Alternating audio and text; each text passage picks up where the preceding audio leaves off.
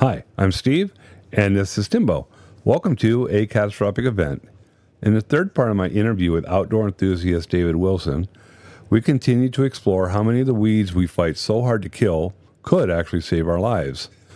Today we discuss the Juneberry, or serviceberry as it's called, including its use as an eye and ear medicine, cold remedy, fever reducer, and toothache aid, plus it makes a great wine as well. Then we move into elderberries, a personal favorite which is traditionally used to help with colds and flu, stress, breathing infections, and fever, and helps to strengthen our immune system.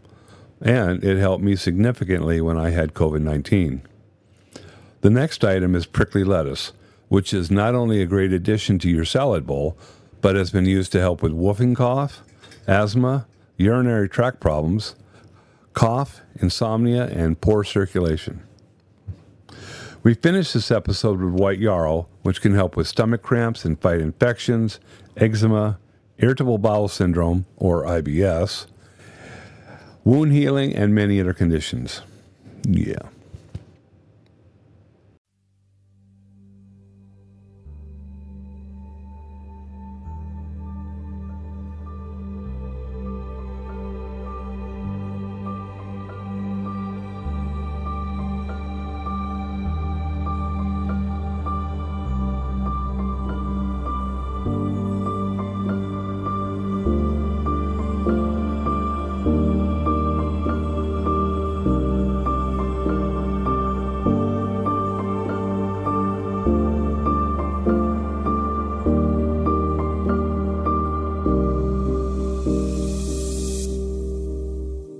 I've got some mullein stalks right here. We keep talking about it. Should I just go grab it?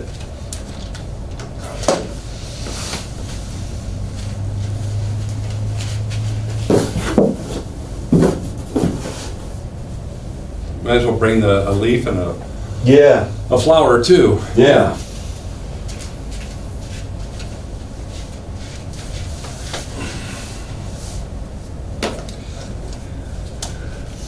All right, so that right there is just the top, the flowering part. Okay, so there is a stalk that goes down another 5 feet, and this is all flowers, which are all going to turn into seed. That's a huge, we're talking thousands of seeds just from one plant. Hence the word weed. Yeah, yeah. And then you were talking about, as far as identification, since I brought you a box of this for you to be able to dry and use for yourself. So that is one of the leaves right there, fuzzy. On the back side you can see the veins inside. And yeah, this, just put that inside of a drying rack, and as soon as it gets to a point to where you can break and crack the vein right there, you know it's dry. Okay, that one is brittle. Yeah, because the rest, the actual leaf part is going to stay, it's kind of like a velvet feel to it, and it's going to stay like that. If you char it out in the sun, like if you leave it out to dry in the sun, it will get to the point where you can like crush it up, kind of like tobacco leaf. But yeah. Okay. Anyway. All right, shall we move on to the next one? Yeah, we have Juneberry serviceberry. Yeah, so this has a few names. We call it serviceberry. My daughter-in-law out in North Dakota, they call it Juneberry, and they get super excited about going out and harvesting it and making Juneberry pies and stuff. The irony is it doesn't get ripe now until July, so maybe we need to change the name to Julyberry. It also is called Saskatoonberry. So those are the three most common if a person was to Google it up. And you can see the big berries and all that. It is a part of the rose family. Okay. So each of the leaves has a serration on the end of it.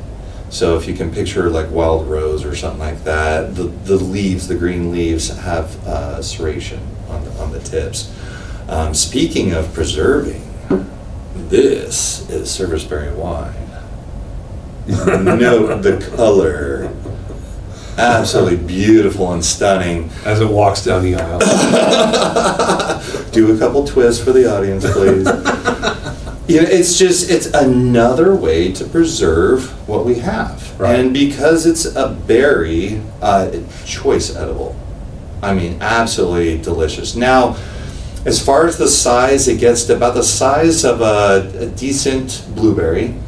Grows in clumps, almost like a small grape clump. It starts white, turns green, then a dark red, and then purple, blue, and then harvest them. And really, really good. Does have some seeds inside, but it's not like, you know, the seeded grapes where they're kind of big and annoying. It's not like that. It's not as big, so you can eat the entire thing. Let's see. I know don't they grow native here? Oh yeah. Yeah, I have hundreds of bushes. This is a shrub. So I have on my property probably a 25 foot tall is one of the bigger. So it's big. I can't get to the top berries. But there's tons of little ones all over the place. And it's fascinating. So every year, every bush will taste different. Really? Depending on the amount of heat and sun and also rain from the spring. If there's a late rain like we had this year, the berries are going to be bigger and fuller, a little bit sweeter. If it's a drier year, it's going to be a much shorter window for being able to harvest. More of a, I wouldn't say sweet, woody. I don't want to be too harsh because it's such a good berry. And then each bush tastes different. As we're walking down our road picking, we eat off of every bush and we grade them. And it's so fun because the bushes change every single year. That's amazing. It's awesome. It's wonderful. And so every bottle is going to be different than the year before. Right. That's right. So I just wanted to go on as far as some of the nutritional values. So this right here, it's an excellent source of iron and fiber. Each serving of the serviceberry is about 23% of the recommended daily allowance of iron. That's twice as much as blueberries. It also contains vitamin C, vitamin A, magnesium, folate, and phosphorus. Let's see.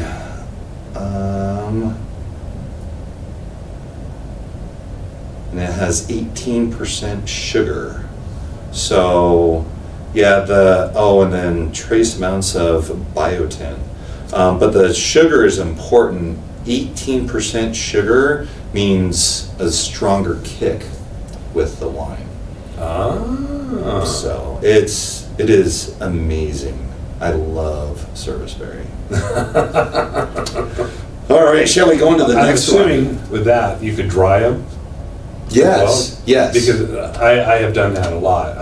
In my dehydrator, I've dried. Yeah, fruits. and in fact, it would be easier to dry serviceberry than blueberries. I have dried blueberries, and it was rough just because they are so packed with water. Mm-hmm. There isn't as much water in the serviceberry, and so it shrinks and dries out very easy. Okay. Yeah, and the drier they get, the sweeter they get. Okay, well, it concentrates the sugar. Yeah. That makes total sense. It's like elderberries. Yep. It just concentrates those. Nice segue. Ooh, hello. Okay, so the next one is blue elderberry. And we have them all over our property as well. They are a very large bush plant. The stalks are interesting. They're hollow when they dry. And then they have very long serrated leaves on them. And then the flowers, when they come out, it's an umbral fluorescence. So basically picture a huge explosion of tiny flowers, just thousands of them. The pollinators absolutely love this plant. And while it's in the flower form, we just harvested a bunch because we use it as a sweetener. So for like teas and stuff like that. Because the flower is so sweet. Yeah, now it's a double-edged sword. If you're going to collect the flowers, that means no berries. you don't get the berries. Right. Yeah, so it's one or the other. And so you make sure you have plenty of plants. That way you yeah, well, this one is next to my mud room, and it's kind of leaning over and getting in the way, so I cut it back every single year anyway. So that is our flower bush, and then we go down to the local stream and drive along that, and we have our favorite bushes that, I went and I got, I think it's a Fisker. It's a really long pole that has a saw thing at the end, but then it has these little hooks. The scars. Yeah, and so just by pulling a lever, it does the... It lops. Yeah, so I can get way up there and lop it, and the beauty of collecting such vast amounts of elderberry is you only make one cut and you got like 1,000 berries. You know, and so you can fill up a 5-gallon bucket in like 5 minutes. Elderberries are an amazing cough syrup. I mean, they are. When I had COVID the last time, that stuff was just incredible. I was back on my feet and good to go. Yeah. In about a day and a half or whatever. I was sick. I mean, it really laid me out. Yeah. But a day and a half later, after drinking, what is it? You can drink 4 shots of it a day, I think it is, and it was just amazing stuff. But that's what I noticed. Like, wow, that's NyQuil. Yeah. And yeah, it's absolutely amazing for the immune system. And not to mention all of the other, it's got antioxidants and stuff. Yeah, we've got some friends that's a part-time gig for them, is they make the elderberry syrup for coughs. Really? Yeah. Now when I make wine with it, I'll end up making a syrup with that, with the same batch. I'll make a concentrate where I boil up all the berries, and I throw in leaves and some of the stems too for tannin. Yes, I know the leaves are toxic, but boiling them takes all the toxins out. So what it does is it makes a concentrate of the elderberry. I add sugar to it. Once I strain all that, get the stuff out, I'll put them into little pint jars. And so those will make, basically, it's a cough syrup / kid drink because it's delicious. Right. It's very, very good. It is. I mean, all medicine should be that good. Right. When I first tried it, it's like, dude, I don't want to stop. But, one thing too, I make my tinctures with elderberry. Okay. I put cinnamon and ginger with elderberry for my tincture, and that stuff, it not only is good taste. I mean, if you like the taste of alcohol, I don't really, but I mean it tastes okay. But the thing is, it lasts and lasts and lasts and lasts. And so I make up 4 bottles at a time in my batch, and I have enough for basically a year and a half. And it's not going to go bad. No. It doesn't need refrigeration. It doesn't need any special anything. Yep. So shelf stable. Yeah, and you bring up a good point. So as far as preserving different, whether it's berries or flowers or stems or whatever you're going to be doing, there are alcohol and water soluble solutions. And what that means is for you to be able to extract the compounds and chemicals that you are targeting, you need to research and find out, is it something that you need to use water to extract it, or alcohol, or in some cases both. So do your due diligence, research. Right. Yeah. If you take nothing else out of this, research. Yeah. Learn and have fun. Right. Have fun. Right. I mean, we're having fun here, and we're talking about creation, and we're a part of it. And to be able to get out into it, to understand it more, you go out and you start seeing the butterflies, and you're touching flowers and smelling them and getting your hands dirty. That's life.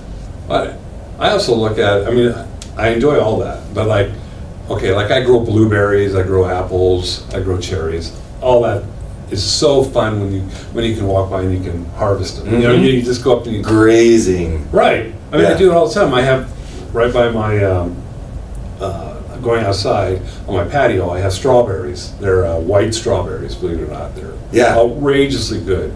And literally from probably the beginning of June until October when I bring them inside. I am going up to those strawberry plants and eating 6, 7, 8 every time I go out. Yeah, yeah. They're not big, but they're great. They're just that little boost. Oh yeah. And they're good for you and they're fun. And so. Well, and you were a part of the experience. Right.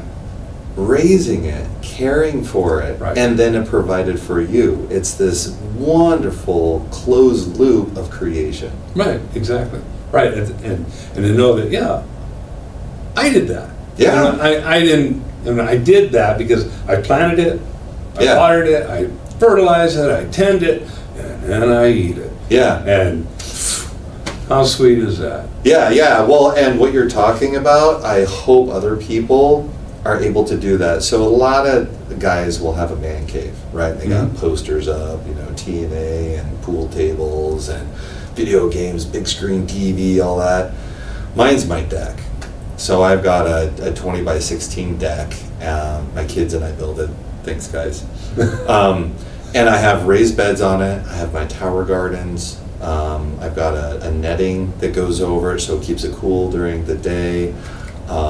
It is my zen. It is my man cave. I've got surround sound out there, so I got my barbecue grill, and so that being out there with the rocking, deck chairs and stuff like that, being able to have a glass of serviceberry wine, cooking up some rabbit or chicken or elk or whatever, and just enjoying the creation around me.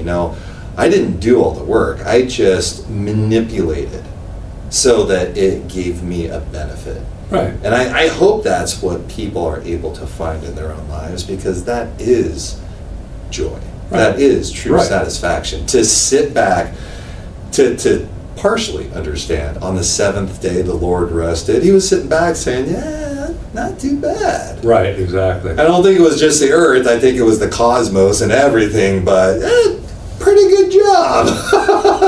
Good job. Yeah, that's exactly right. That's exactly right. And more people need to experience it, because I beat video games, and at the end, you play and you win. It's like, yeah, okay, woo. But there's no comparison between winning that video game versus harvesting some fruit, or like I grow lots of plants, and so you see this complete garden that's just beautiful. You planted this here and you planted that there, and you've seen this one die, but you've seen this one thrive, and so at the end you have this beautiful creation, and it's just there's no comparison. Nothing, no movie you can watch, no video game you can beat, whatever. It all pales to something like that you can look in nature, you can look at and go, wow, I did that. Like you're talking about video games, I love playing video games too, and just a quick way to challenge people, get your skill up, start working on your foraging and your gardening skills, get that up to 50, 60, 80. 100 level. 100, yeah, be 100 so we can learn from you. Power up, baby. Yeah. So that satisfaction and being able to also enjoy, to ingest, to bring in what we had set in motion. It also teaches patience. That it doesn't happen overnight. Right. And there needs to be weeding and thoughtful care. It really is an art form, right, in and of itself, and it's easy to understand that when we do stand back and we appreciate the chaotic symphony that stands before us. Yeah, that's true. That's very true, and it's a learning curve. You'll never learn it all. No, you'll never know it all. You'll always be learning. I'm constantly in my yard adjusting my water, because this plant has grown and this plant has, so this plant's drying out because this one's grown, so you have to prune it, you have to do so you're constantly looking, you're constantly watching, and it's fun. I mean, it gives you something to do. And I think that the most powerful lessons are when I make a mistake. That, because that resonates. That sticks with me, that, bad touch, no touchy, don't do that again, with stinging nettle or, hemp nettle or any of these others that have barbs or whatever. Like that's a very simplistic way to explain it. But anytime we make a mistake where a plant dies because we've done something, or multiple plants have died because we had too much this or not enough that, or too much sun or not enough water, I mean, there's so many different reasons why we remember that. Mm-hmm. And for me, it's personal. When I lose little plants, they're like little babies to right, me. Exactly. Obviously not like my kids, but I still care for them because it's life. Mm-hmm. Exactly. All right, on to some wild lettuce. Ooh, this Talk to me is about why is wild. Oh yeah, so I'm gonna say we call it wild lettuce. It has a bunch of different names. Do a Google search for prickly lettuce. That will come up a lot more than wild lettuce. Wild lettuce, a lot of stuff was coming up with people's like romaine lettuce, just growing a flower and stuff like that. So anyway, this is another very powerful medicine. So this one is a pain relief and sedative. Oh, and my wife, Mary Esther, she every single month when it's time for her to go on her period, she takes 2 of them every night to help with the menstrual cramps. So to let you know its power as far as pain relief, I'd say it's maybe like ibuprofen 200. Like it's not something that I can't operate machinery and I can't drive and that kind of stuff. It's something that is powerful enough that it takes the edge off, for sure. And it's a wonderful sleep aid. So the combination of those two is great. And then I brought catnip that I'm going to be mixing 50-50 with the wild lettuce that I pureed into a powder form, and we'll be encapsulating those, and people will be able to see that. And right, see the process. Yeah, and then you will have 100 capsules. Sleep aid. Sleep aid, that's awesome. And so anyway, as far as the plant, you can see all the pricklies on it. It's got a lot of thorns on it. You might want to use gloves for the larger ones because they do puncture skin. It looks similar to a dandelion when it's starting out on the ground. As soon as it starts shooting its stalk up, there's no question what it is. Beautiful, beautiful plant. All mystery is taken away. Yeah, my ducks love it. I had to go farther than where I have my little patches on the property where things just like to grow. So it's like, okay, that's where my stinging nettle is, that's where my raspberries are, that's where chamomile is or whatever. And so I had my wild lettuce, and I was super excited to be able to harvest it. Well, I go out there to harvest it, and all the leaves are gone up to like this high, like 3 feet off the ground. And I got Peking duck, and those little guys came over there and discovered they really like wild lettuce. They ate it as far as they could. And I had these little nubs up on top that I could harvest. So. Well, you could harvest them so you could get your harvest. Already done.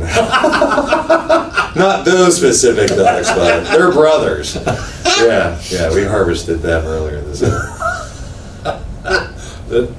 That's one of the advantages, or one of the things of the homestead. Oh yeah. You know what I mean?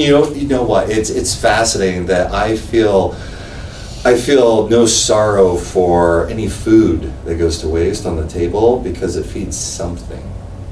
Whether it's a duck, a dog, a cat, a chicken, a rabbit, a pig, a wild lettuce. Right. It's going to something on the property. The only thing that leaves our property as waste is metal and plastic. Right. We'll burn our burnable stuff in a burn barrel just so that it reduces, the trash at our place. But yeah, I like having a closed loop system at home. So recycling and nothing going to waste. Right. Well, it saves money for if nothing else. It saves money and saves room in our landfills. Yeah. Well, when I'm going to family or friend's place and we're cooking dinner and I ask if I can help and I'm prepping something and they don't have a piggy bucket or chicken bucket or a compost bucket and having to throw it in the garbage. It's weird. I feel guilty. It's like, this could feed something. Right. Instead of being in a plastic bag buried 100 feet under something and maybe turn into methane.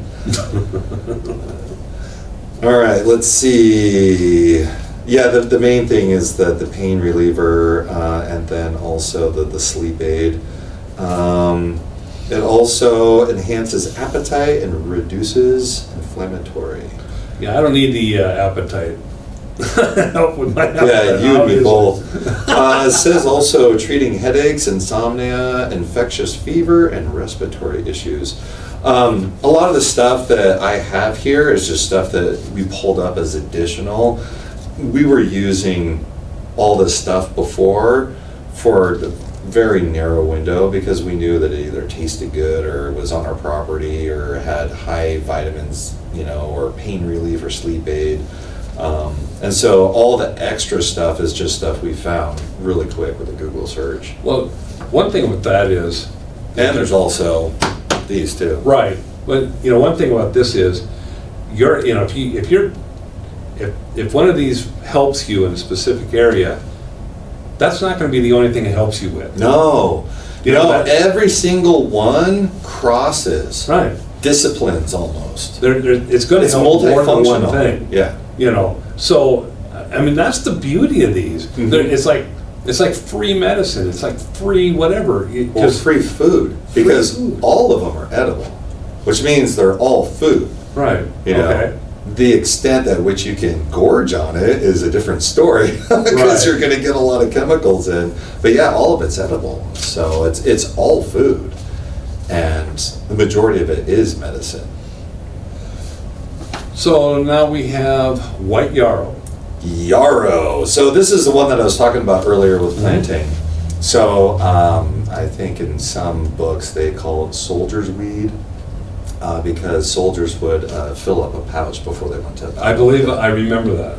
Okay. Yeah, and so, you know, that to be able to help with, you know, minor stuff like if an arrow grazed them or, you know, they had been, you know, hit with like a dagger or something, a sword, and it just, you know, it made them bleed and they have an open wound, and they could take that and then put it on that and help with that healing process, wrap it and stuff like that. It's used not only for the exterior, but also for the interior. It helps regulate menstrual cycles, reduces heavy bleeding, alleviates cramps, and supports regular periods. Not for you and I, but important for the other half of the population. It acts as a mild circulatory tonic and also helps in reducing fever and promotes sweating.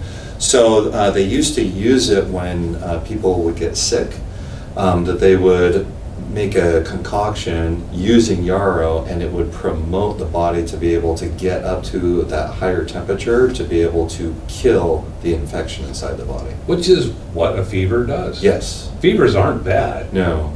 I mean that's It's a natural biotic reaction to an infection. right, and that's what it's for. Is to kill the Yeah. you know, to kill the germs or whatever the infection. Uh-huh. And we look at it as well. You gotta get rid of the infection. That's what we've been. Yeah. That's what Through pills pushed into or the brain. cutting it out. Yeah. And it's That's like modern no, medicine. that is not. That is a good thing for you. That is a natural reaction that's been around thousands of years versus decades. Mhm. You know, Mhm. and it just amazes me. Knowing that hope is not a plan, taking steps like learning to use natural medicine, becoming debt-free, having a deep pantry, and a source of clean drinking water are all great steps in becoming more self-sufficient. By the time I release this video, my supplemental video and hopefully some of my book reviews and links to buy some of these things will be out as well. As always, we thank you for watching, and please like and share and leave us a comment. We look forward to seeing you next week as David concludes his interview by discussing the mighty dandelion, stinging nettle, Douglas fir, and pineapple weed. Right, Timbo? Right.